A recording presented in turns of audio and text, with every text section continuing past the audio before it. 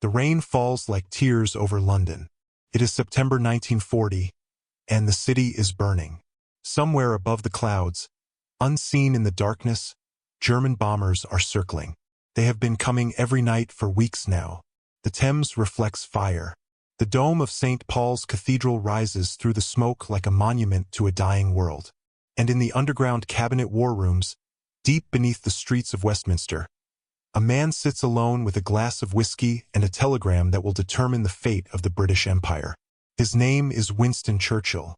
He has been Prime Minister for only 4 months, and already he knows the truth that he cannot speak aloud.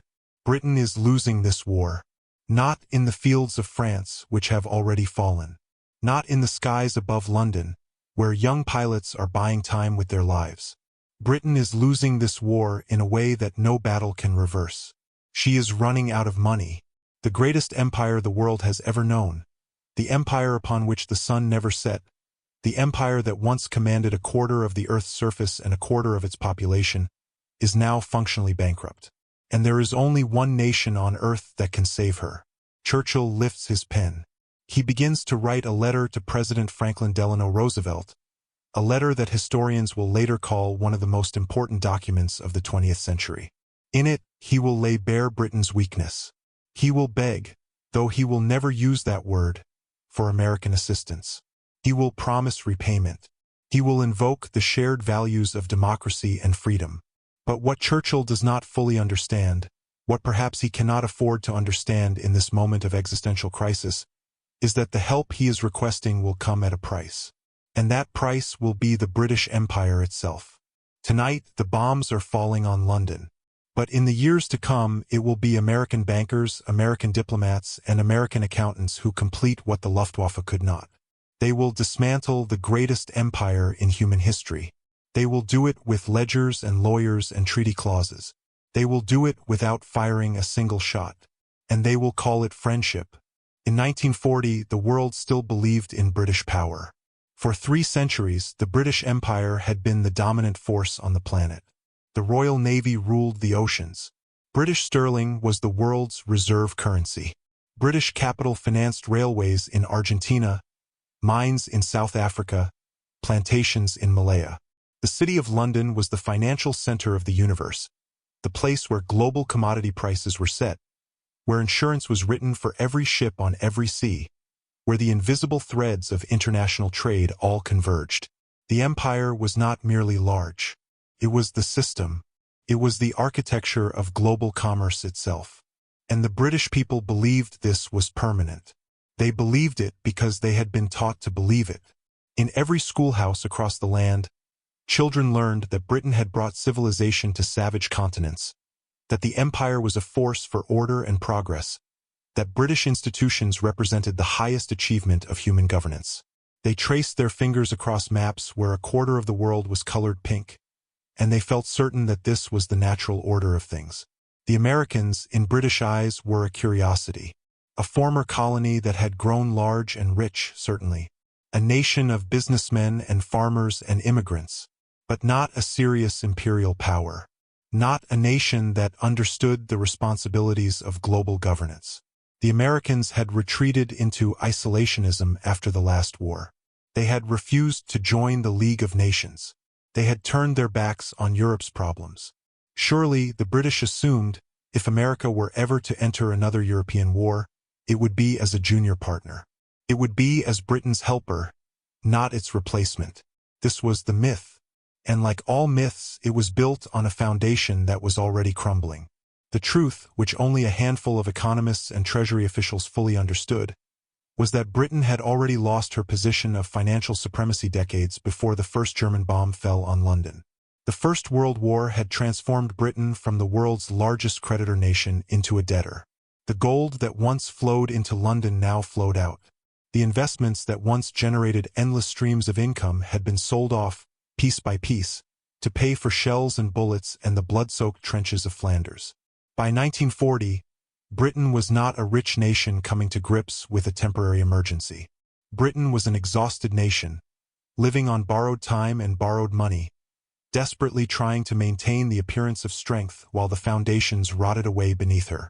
And in Washington, they knew it. The American neutrality of 1939 to 1941 was never really neutral. It was a business proposition. When war erupted in Europe, the United States government officially declared that it would not take sides. President Roosevelt spoke of keeping America out of foreign entanglements.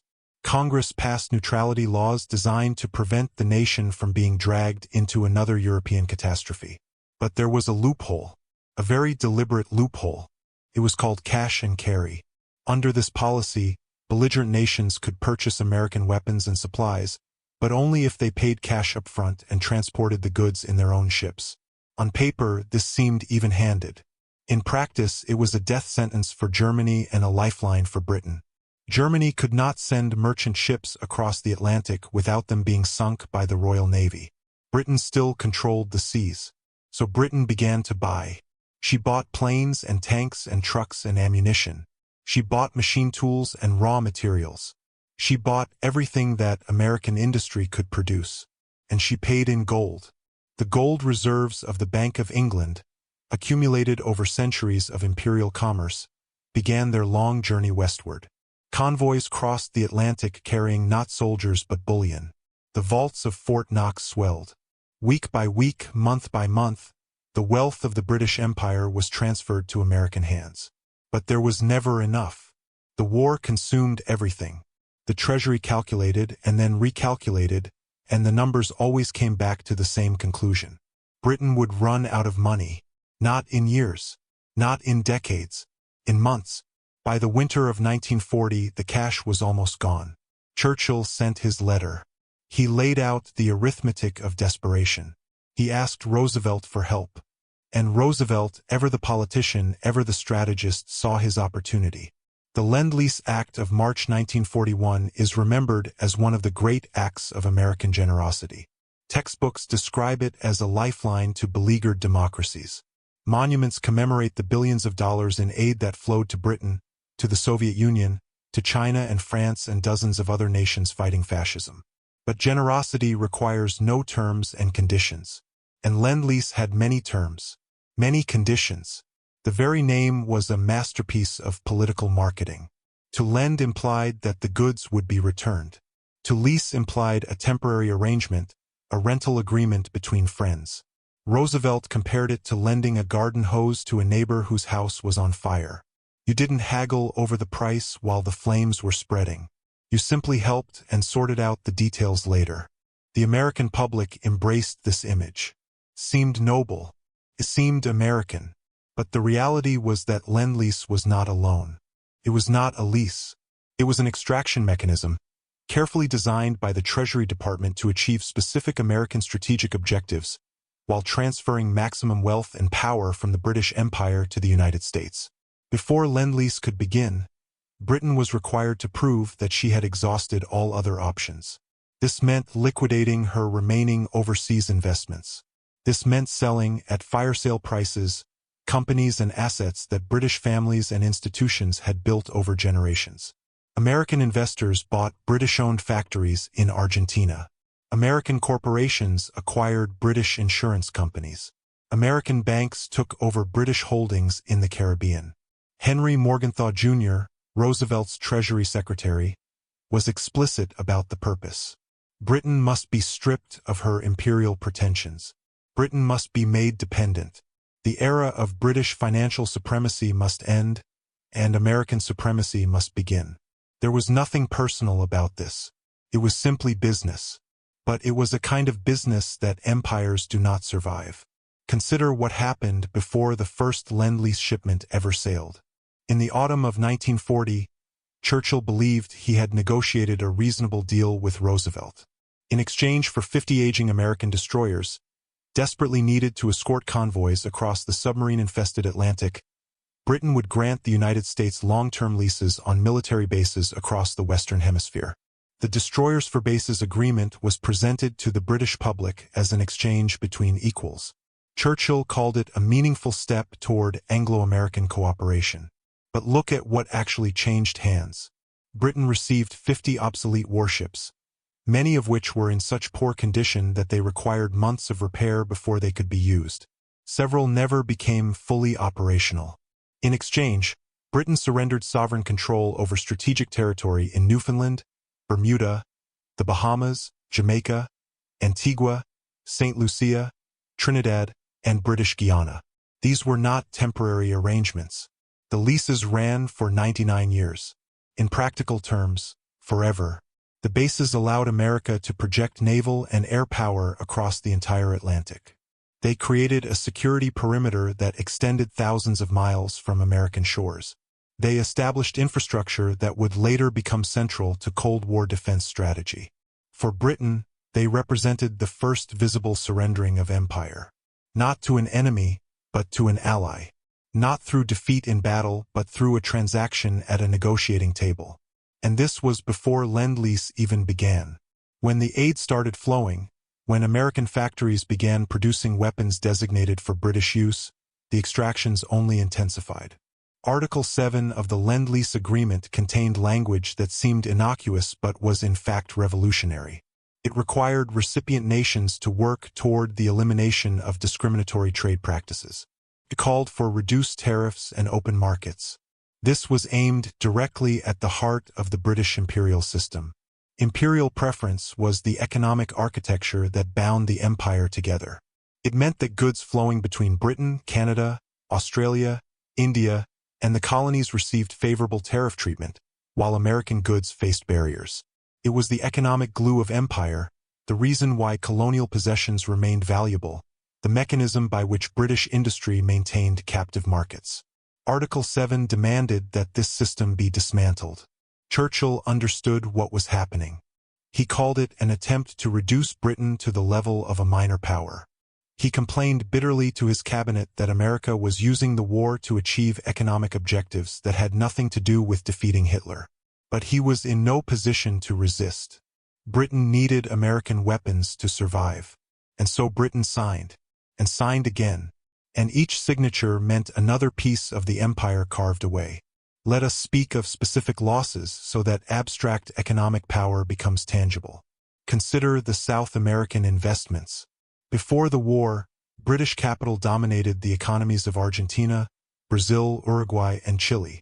British companies owned the railways that moved grain from the pampas to the ports. British banks financed the ranches and the slaughterhouses. British insurers underwrote every cargo of beef and wheat that crossed the Atlantic. This was not colonial rule. It was something more subtle. It was economic empire, the kind of power that operates through ledgers rather than flags, through interest payments rather than governors. By 1945, it was gone. The forced liquidation of assets required by American aid programs meant that British companies sold their South American holdings at prices that reflected wartime desperation rather than true value. American corporations moved in. American banks took over. The railways became Argentine state property, purchased with British credits that were themselves borrowed from America. A century of economic dominance, erased in half a decade. Consider the Persian oil. The Anglo-Iranian Oil Company, today known as BP, was one of the crown jewels of British overseas investment. It controlled the largest proven petroleum reserves outside the United States. It provided the fuel that powered the Royal Navy. It generated profits that flowed directly into British pockets. But the war revealed Britain's fundamental weakness. She could no longer defend her interests alone. When the Shah of Iran made noise about nationalization, when local politicians began demanding a larger share of the wealth beneath their soil, Britain no longer had the unilateral power to enforce her will. The Suez Crisis of 1956 would make this humiliation public and complete.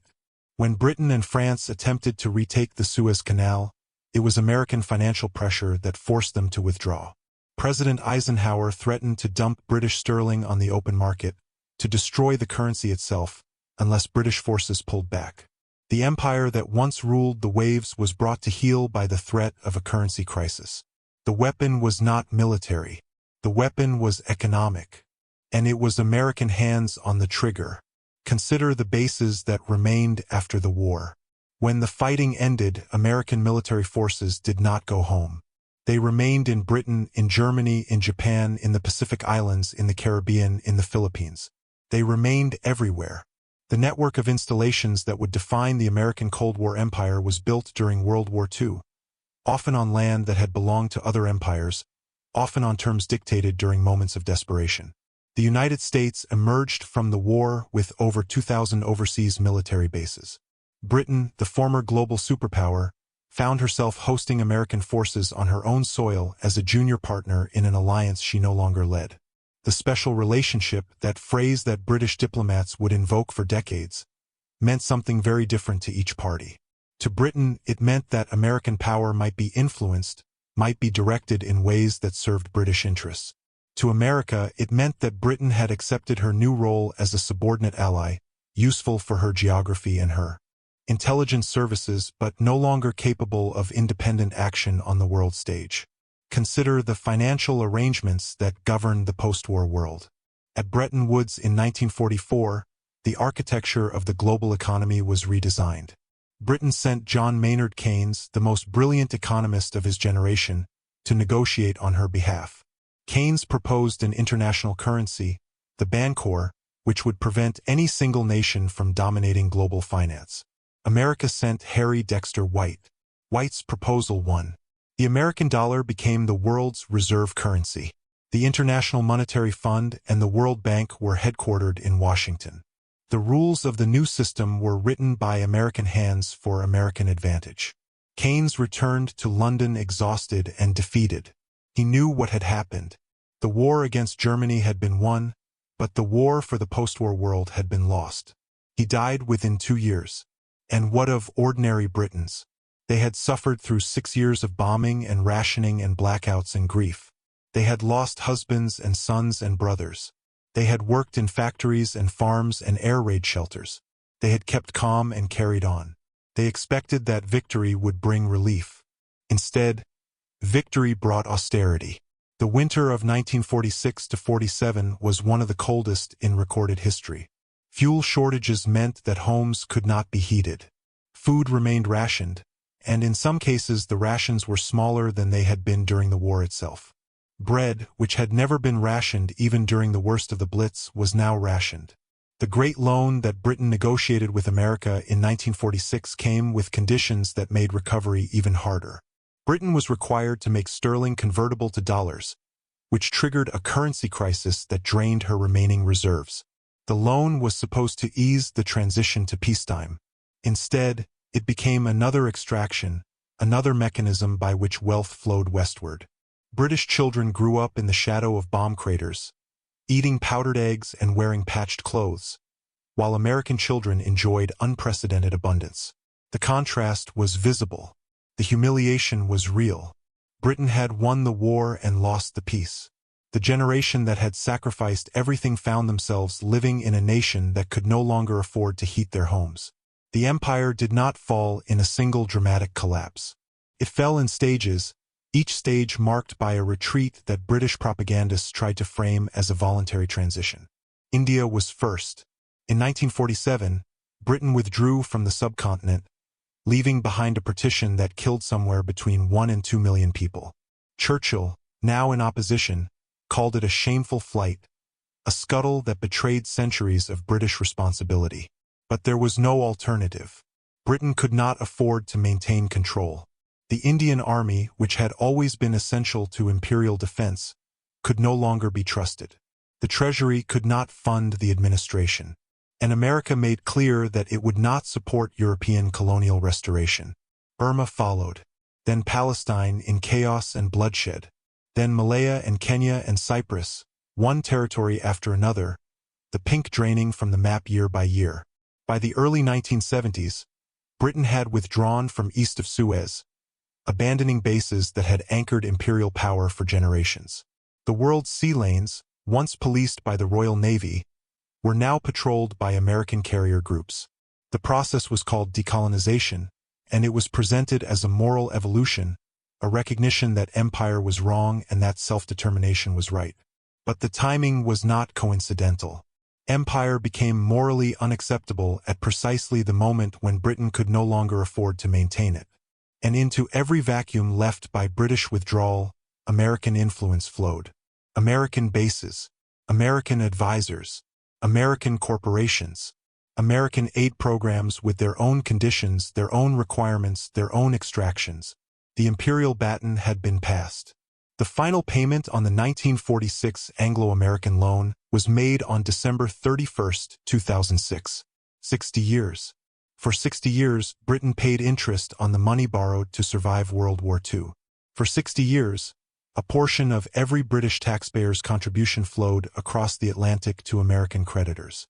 The war ended in 1945. The debt ended in 2006. Generations of British citizens were born, grew up, worked, and died under the shadow of that debt. Children who were not alive during the Blitz spent their entire careers contributing to its repayment. And what did those payments represent? They represented the cost of survival, the cost of victory, the cost of remaining a nation when the alternative was Nazi occupation. But they also represented something else. They represented the terms of the transfer, the interest charged on the transition from British to American supremacy, the fee extracted by the new master of the global system from the old. Allies do not normally charge interest on loans made during existential emergencies. Allies do not normally use their partner's desperation to acquire strategic assets at discount prices. Allies do not normally design financial systems that ensure their own permanent dominance while reducing their partners to dependency. But America was never simply an ally. America was a successor, a replacement, a new empire built on the bones of the old. And the bones were not freely given. They were purchased. They were extracted. They were taken through the cold mechanics of financial leverage at a moment when no alternative existed. The mythology of World War II persists. It persists because it serves American interests for it to persist. The greatest generation, the arsenal of democracy, the liberation of Europe from fascist tyranny. These are powerful stories, and they are not entirely false. American soldiers did die on the beaches of Normandy. American pilots did fly dangerous missions over occupied Europe. American workers did produce the weapons that made victory possible. But mythology obscures what documentation reveals. The documentation reveals a systematic transfer of global power, planned and executed by American strategists who understood exactly what they were doing. They understood that Britain's desperation was an opportunity. They understood that every dollar of aid could be structured to serve American strategic interests. They understood that the post-war world would be shaped by decisions made during the war, and they intended to make those decisions. They understood that generosity was a luxury that empires could not afford, and that America was becoming an empire. Roosevelt died before the war ended, but his vision was realized by his successors. Truman, Eisenhower, Kennedy, Johnson, Nixon, and every president who followed inherited a global position that had been built on the ruins of European empires. The United Nations was headquartered in New York, not London or Geneva. The World Bank was controlled from Washington, not the City of London. The dollar replaced sterling as the currency of global trade. American corporations dominated markets that had once been British preserves. American military bases ringed the planet in a network of power projection that exceeded anything the British Empire had ever achieved. This was not an accident. This was not a natural evolution. This was policy. And it was policy that wore the mask of friendship while it picked the pockets of allies. How should we judge this history? The question is not simple. Without American assistance, Britain would have faced impossible choices. Negotiated surrender to Nazi Germany was not a moral option. It was not an option that any decent person could advocate. The evil of Hitler's regime was absolute, and its defeat was a moral necessity. But the manner of that defeat had consequences. The terms of that assistance had consequences. And those consequences were borne by ordinary people who had no voice in the negotiations, who did not understand the clauses being signed, who believed that they were fighting for freedom and had no idea that they were also participating in the liquidation of their own nation's power. The British workman who labored in a factory during the Blitz did not know that his country was being sold. The British soldier who died in North Africa did not know that his sacrifice was purchasing American strategic advantage. The British mother who sent her children to the countryside to escape the bombs did not know that her nation would spend the next 60 years paying interest on its own survival. They believed in the alliance. They believed in the friendship. They believed that shared values meant shared sacrifice. And in the broadest sense, perhaps they were right to believe. But belief does not change the accounting. And the accounting was clear. America entered the war as a rising power. America exited the war as the dominant power. Britain entered the war as a global empire. Britain exited the war as a bankrupt debtor. The trajectory was not reversed. It was not moderated. It was completed. There is a particular cruelty in being saved by the party that benefits from your weakness. There is a particular darkness in gratitude that must be maintained for generations toward a savior who extracted every possible advantage from your desperation. This is not to say that America should have refused to help. That would have been morally indefensible. Hitler's victory would have been a catastrophe for human civilization. But there were choices within the decision to help. America could have offered aid without demanding the liquidation of British overseas assets. America could have structured Lend-Lease without Article 7 and its assault on imperial preference. America could have negotiated the post-war financial system as a partnership rather than a conquest. America could have made the 1946 loan interest-free, recognizing that Britain had borne the burden of fighting alone for 2 years while American neutrality remained profitable. These choices were not made. Other choices were made. And those choices were made by men who understood their implications, who discussed those implications in memoranda and meetings, who explicitly articulated their intention to use the war as an instrument of American ascent. History records their success. In the end, there were no heroes. There were only interests. German interest in continental domination was defeated by British resistance and American production. British interest in maintaining empire was defeated by the terms of American assistance. American interest in achieving global supremacy was achieved at the expense of both adversaries and allies. The soldiers who died at Stalingrad and Normandy and El Alamein fought for their nations. They fought for survival. They fought for ideas that they believed were worth dying for. But above them, beyond them, around them, other forces were at work. Financial forces, industrial forces, political forces, the forces that reshape the map of global power. The forces that determine which nations rise and which nations fall. The forces that have no flags and no anthems, only balance sheets and interest rates. The British Empire is gone. Its memory persists in the English language, in parliamentary systems exported to former colonies, in legal codes and educational institutions scattered across the globe. But the power is gone. It was transferred. It was extracted. It was purchased during 6 years of war and 60 years of debt repayment. And in its place stands American power, exercised through military bases and financial institutions and trade agreements and the endless projection of cultural influence. The American empire is different from the British Empire. It does not color the map in any shade. It does not claim sovereignty over foreign territory.